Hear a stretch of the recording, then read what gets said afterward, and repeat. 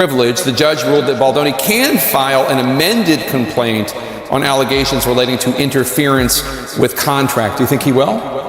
He may. He can't file an amended complaint against all of the defendants that they sued. So, it's, for example, the New York Times has been against dismissed. Actor and producer Justin Baldoni has ignited a firestorm around freedom of speech, digital commentary, and the reach of celebrity power in courtrooms across America the moment Blake Lively decided to subpoena more than a dozen journalists, bloggers, and small content creators. The reaction was swift and widespread. According to commentary circulating online and in legal circles, this decision is being dissected not just for its legal implications, but also for what it says about the celebrity culture of control and suppression in the digital age. Experts have noted that this isn't merely a battle over defamation. This is about something larger, something deeper, a war over who gets to speak, who gets to criticize, and what happens when ordinary people express opinions based on third-party sources like Daily Mail, Sky News, or other mainstream outlets. The argument being made by many in the digital commentary space is that creators are simply responding to what is already public. They read from established sources, then give their thoughts on the matter. Most of them are hobby vloggers, people working from their homes behind their screens, giving opinions, not manufacturing information,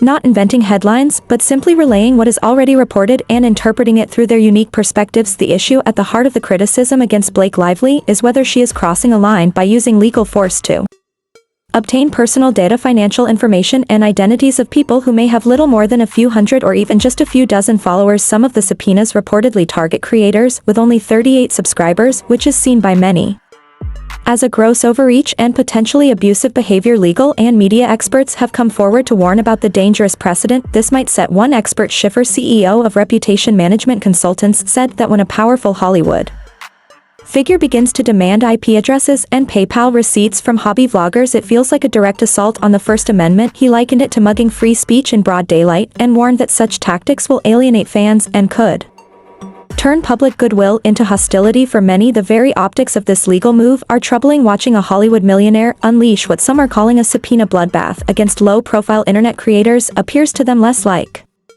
an effort to seek justice and more like a desperate attempt to silence critics and regain control over public perception. It raises a critical question: is this really about legal redress, or is it about optics, image management, and punishing those who dare to speak freely online? The legal foundation for defamation lawsuits requires the plaintiff, in this case Blake Lively, to prove that these creators knowingly published false information with intent to harm her reputation, or that their commentary caused significant damage to her personal or professional life. But that bar is extremely high, and many of the creators named in these subpoenas have consistently pointed out that their content was built around citations from other publications and included their personal reactions and commentary, which is typically protected speech under United States law. The line between defamation and commentary is a fragile one, but what critics are highlighting is that the enforcement of such lawsuits, especially against small non-professional creators, sends a chilling message across the entire internet. It tells everyday people, website for the world to see.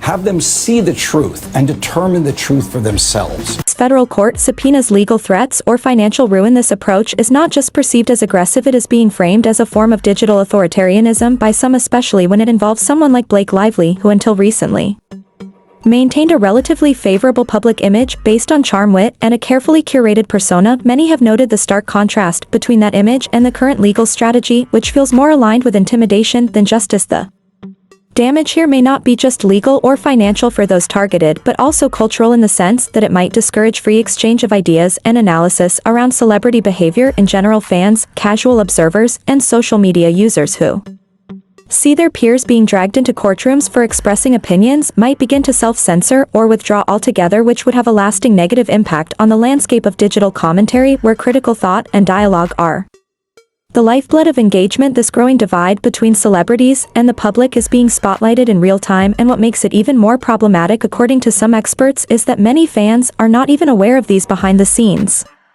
courtroom dramas, and when they find out, they often feel disappointed, even betrayed. And for those who do pay attention, the reaction is mixed, with some die-hard fans remaining loyal no matter what, and others starting to question whether their support is warranted, especially when legal moves appear to target vulnerable voices rather than powerful media outlets. This controversy has also brought forward a broader discussion about what it means to be a public figure in the internet age. Do actors And celebrities have the right to completely control their narratives, or must they accept that fame comes with scrutiny, with criticism, and with occasional unflattering commentary when someone like Blake Lively decides to subpoena a content creator who has less reach than a high school newsletter? It does not look like a battle for truth. It looks like a power play, a warning shot meant to keep others in line, to silence future discussion, and to discourage dissent. The fact that one of the creators mentioned has only 38 subscribers is not just a detail, it is central to the optics of the situation. People are asking, what kind of threat could someone with such a small audience possibly pose to one of the most recognizable faces in Hollywood?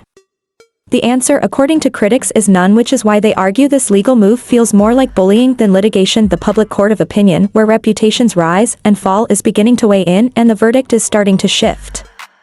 What was once universal admiration for Blake Lively is now splintering into factions. Some people remain loyal, convinced that she is merely defending herself against a tide of misinformation. Others are alarmed at the lengths to which she appears willing to go to silence relatively harmless critics. And then there are those in the middle, the casual fans who may not know all the details, but upon learning them begin to feel uncomfortable, even resentful of someone they once admired for their elegance, intelligence, and grace. In the entertainment world, where narratives are everything, losing control of the narrative can be a bigger blow than any court ruling or defamation claim, and Blake Lively may be learning that in real time. As the backlash against Blake Lively's legal strategy continues to unfold, a deeper pattern begins to emerge, one that reveals how Hollywood's glimmering facade can often conceal aggressive tactics used to preserve control over image and influence.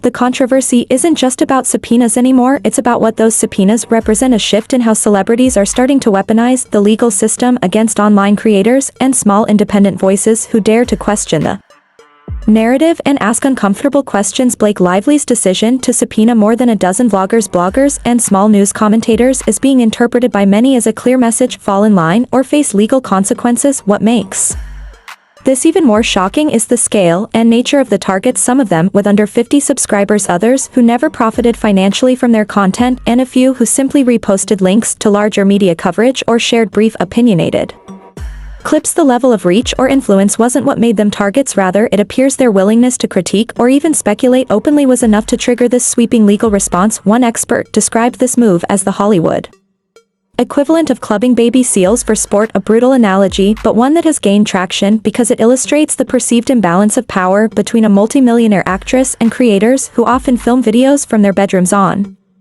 smartphones or basic webcams. It is not the kind of confrontation you'd expect from a beloved public figure known for her roles in romantic comedies and designer gowns, yet here we are watching what many are calling the unraveling of America's sweetheart image. Critics argue that this isn't just poor optics, it's disastrous public relations. A once adored actress now standing at the center of a storm involving data privacy, online intimidation, and accusations of trying to punish dissent. With legal firepower, legal experts are increasingly warning that while Blake Lively may have the right to protect her reputation, the way she's choosing to do so could backfire spectacularly when someone demands not just usernames but IP addresses, bank account data, PayPal receipts, and other sensitive details. It stops looking like a defense mechanism and starts resembling a hunt for enemies, an attempt to build a database of critics, not to counter them in open discourse, but to intimidate them into silence. While the legal battle between Justin Baldoni and Blake Lively heats up, the Gossip Girl actress has begun to share the toll it's having on her personal life. Yeah, in an amended complaint to the New York ChatGPT said of Blake Lively's recent legal actions have ignited a massive controversy, echoing the public fallout from high-profile cases like Johnny Depp and Amber Heard, but with a new focus on digital free speech. Unlike traditional defamation cases, Lively's team is now subpoenaing small creators, YouTubers, TikTokers, bloggers, seeking detailed data not just about what was said, but who said it, when, how it was monetized, and even what devices were used. This sweeping legal move is sending shockwaves through the creator economy, leaving many asking if this is truly about justice or about silencing dissent. Critics argue that most of these creators did nothing more than comment on public stories, offering opinions or speculation without inventing facts or spreading lies. The subpoenas are being labeled by experts as a chilling effect, designed to intimidate critics with legal threats, drown them in paperwork, and drain their financial resources, effectively scaring others into silence. The backlash is intense, with many fans questioning why Lively's legal team is targeting small creators instead of mainstream media outlets. The narrative is shifting fast, from admiration of a glamorous celebrity to suspicion of someone who Maybe using wealth and legal muscle to control her image and suppress critique. Memes calling her Big Brother Blake are circulating, reframing her once charming public persona into one associated with surveillance and censorship.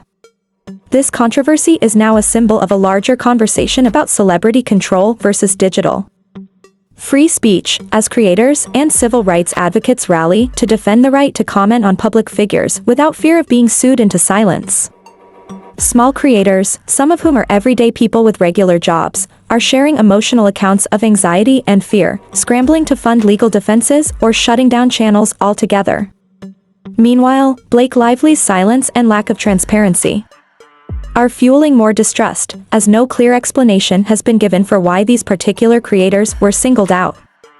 Legal scholars warn that if this strategy becomes a precedent, celebrities, politicians, and corporations could weaponize the courts to erase criticism, creating a form of digital feudalism where only the wealthy control online narratives. The public is also scrutinizing Lively's past interviews and image, questioning whether her Hollywood charm has masked a more controlling side all along. As more legal experts speak out, the debate is expanding into a global conversation about privacy, power, and accountability in the digital age. The subpoenas have backfired into a public spectacle, causing reputational damage that no PR team can easily fix. What started as an attempt to manage her image may now reshape Blake Lively's legacy into that of a cautionary tale, a celebrity who tried to silence the internet but instead became the face of a cultural reckoning about speech, control, and the future of commentary in a world where every opinion could become a legal risk. Incredibly challenging to be in any situation that is remotely close to what Lily's going through. Yes. You can feel incredibly weak and alone, and it is such a hopeful and such a positive message at the end of the film. And I think for men that see it, if you see yourself in Ryle, I hope that you have the gumption to be honest with yourself and to recognize it, and to take steps to change, and to admit that you're wrong, and to admit that you're not being the best. But also the example of Atlas. That's where I was going. Yeah, like, sorry. And I'm getting excited. if Atlas, He said, that's where I'm going, Blake. I was excited because he's, okay. and if you see yourself in Atlas, that you recognize that as well and acknowledge it, and give yourself a pat on the back, and you embrace those qualities, because I think that it's, there's not enough of those guys out there.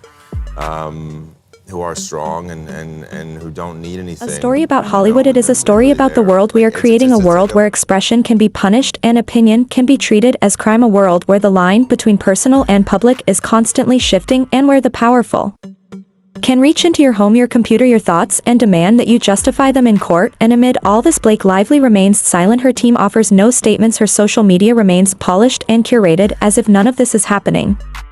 But it is happening, and the silence is deafening and for many unforgivable. The court of law may still be undecided, but the court of public opinion is reaching its own verdict, and that verdict is beginning to show in how people talk about her, how they write about her, and how they remember her. What started as a move to protect an image may end up reshaping it in ways no publicist can fix or spin. The trust that once surrounded her is now fractured, not by scandal, but by suppression, not by behavior, but by legal maneuver. And that kind of damage is harder to measure, but longer to heal, because it isn't just about what you did, but how you made people feel. And right now people feel exposed, intimidated, and disappointed, and those emotions cannot be reversed by a court ruling or a press release. They require accountability, reflection, and maybe even an apology, but for now none of that seems forthcoming, and so the questions continue to build. How many more creators are on the subpoena list? What will happen if one of them decides to fight back in court? What will discovery reveal? What will the public learn about the inner workings of celebrity legal strategy, and how will it change the way we engage with those we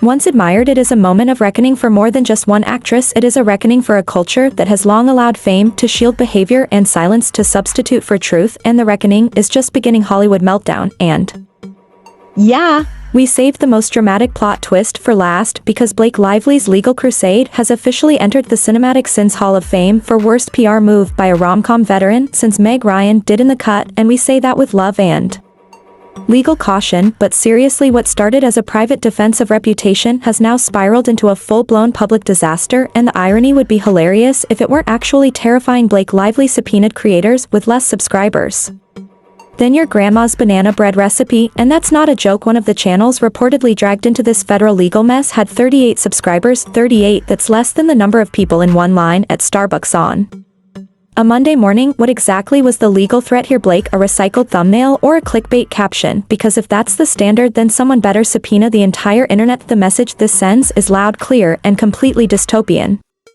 Speak about me, and I'll take your laptop, your bank records, and your IP address, and for what, a couple of commentary videos, and maybe some unpaid opinion blogs. The overreach here is Olympic level, and not in a good way. This isn't just a chill. In the air, it's a full-blown blizzard on free speech mountain. Legal experts are now weighing in, and they're all asking the same question: what is the end game here? Is Blake Lively trying to defend her image or trying to delete the internet? Because from where we're sitting, it looks more like a vendetta than a defamation claim, and the thing about vendettas, they never play well in court or in the comments section, especially not when fans start realizing their favorite actress has quietly turned into the final boss of data collection. Now we get it, no one likes being criticized on the internet, but calling in the legal National Guard because some creator said your marriage looked tense or your brand seemed performative is not the power move. It looks like it's giving Mean Girl with a legal budget, and fans are noticing Hollywood has a long history of covering up bad behavior, but this is a rare case where the cover-up is the bad behavior, because even if every single creator said something mean or mildly speculative, suing them into silence just confirmed a similar sense of humor, and they also both make everyone that they're around better at what they do. Like, they're just, because you sink or swim, and it's true. You guys are both so good that people just like get on their A game. She compliments me all the time in I know. public and on Who doesn't TV. love that? Oh my God, that's the way to my heart. I'm a very selfish person. Blake, you play a badass in the film. Are those characters more fun to play for you? I like playing crazy people, for sure. But yeah, this character's brave in a way that I really wish are forever. Even if you win the case, you've already lost the narrative, and in 2025, that's the only court that actually matters. Celebrities are no longer untouchable, reputations are no longer invincible, and when you try to strong-arm the internet, it usually punches back harder and funnier than you ever expected. So here we are at the end of this Hollywood horror story where the villain isn't a monster or a murderer, it's a bad decision wrapped in a subpoena. And wearing a designer dress, we came for the gossip, we stayed for the court drama, and we left with one undeniable truth: Blake Lively may have once ruled the red carpet, but if this case goes the way it's going, her next big role might be as the cautionary tale in every YouTube creator's terms of service lesson. Let us know in the comments who you think will be subpoenaed next. Probably this channel, probably you, maybe even your dog's TikTok. Stay safe out there, subscribe or don't, we're probably getting sued either way. Roll credits. This video covers legal allegations in a news context. All claims are from official filings and no guilt is implied until proven in court. Please keep all discussions respectful. Allegations are not facts until proven in court.